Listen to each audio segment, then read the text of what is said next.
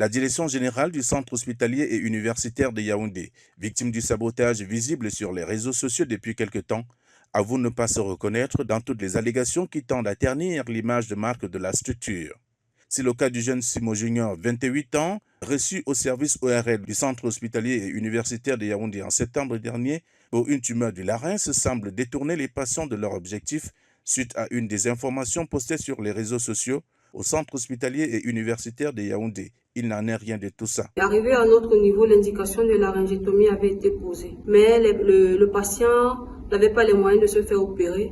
Dans le service, nous avons trouvé un kit pour l'opération, mais il fallait que les médicaments post-opératoires soient disponibles pour éviter une éventuelle surinfection après la chirurgie. Faute de moyens financiers, l'intervention n'a pu être réalisée et le patient a été temporairement perdu de vue, bénéficiant néanmoins des soins gratuits durant sa présence dans le service qu'il a reçu.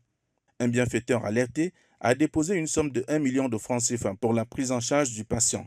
Malheureusement, le nouveau bilan sanitaire fait impose un transfert du patient pour l'hôpital général de Yaoundé. Nous avons fait une réunion, un staff pour ce malade et nous nous sommes rendus compte que le malade, la tumeur avait déjà dépassé les limites opératoires, raison pour laquelle nous l'avons référé à l'hôpital général pour une chimiothérapie. Un acte accueilli comme un ouf de soulagement par la génitrice de Junior Simo.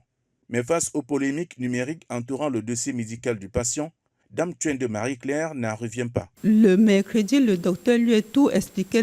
Pas à pas, l'enfant sera pris en charge à l'hôpital général en commençant par la chimio pour que la maladie se redresse avant qu'on l'opère. Donc, je ne sais pas le pourquoi il a encore parlé comme ça aux réseaux sociaux. Et au CHU, on a dit que l'argent va être transféré à l'hôpital général. La direction générale du centre hospitalier et universitaire de Yaoundé s'active depuis le dernier protocole initié en fin de semaine dernière à transférer le nécessaire pour la prise en charge de Junior Simo, 28 ans, et victime d'une tumeur du larynx.